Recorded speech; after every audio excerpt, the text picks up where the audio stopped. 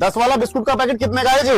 10 वाला बिस्कुट का पैकेट, 10 रुपए वाला बिस्कुट का पैकेट 10 का ही होगा। अब नहीं होगा भाई, जीएसटी स्लैब कम हो चुका है। पहले जीएसटी स्लैब था 5, 12, 18, 28, अब हो गया है 5 और 18%। 4 स्लैब में से 2 स्लैब उड़ाए जा चुके हैं, 12 और 28 खत्म हो चुका है। इनकम टैक्स का दायरा भी बढ़ा दिया गया है। अब 12 लाख तक की कमाई पर कोई भी इनकम टैक्स नहीं देना पड़ेगा। ये आप नोटिस करिए कि जीएसटी का स्लैब घट गया। कितने रुपए, कितनी चीजें सस्ती होने वाली हैं, कितने रुपए तक का आपको फायदा होने वाला है, इसकी रिसर्च और एनालिसिस जारी है। किसी और वीडियो में डिटेल बताऊंगा इसकी मैं आराम से। लेकिन एक बात आप सोच लीजिए, हमने और आपने प्रचंड बहुमत की सरकार दी, 303 सीटें दी, तो उन्होंने जीएसटी लगा दिया, इनकम टैक्स का दायरा भी नहीं बढ़ाया।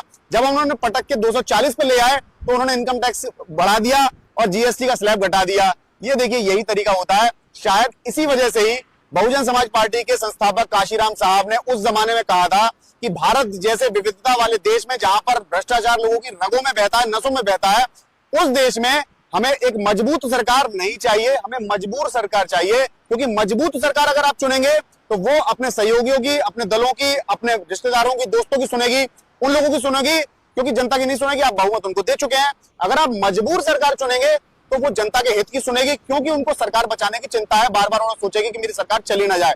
अब आगामी चुनाव में आपके हाथ में है कि आपको मजबूत सरकार चाहिए या मजबूर सरकार चाहिए, ये आपके हाथ में है।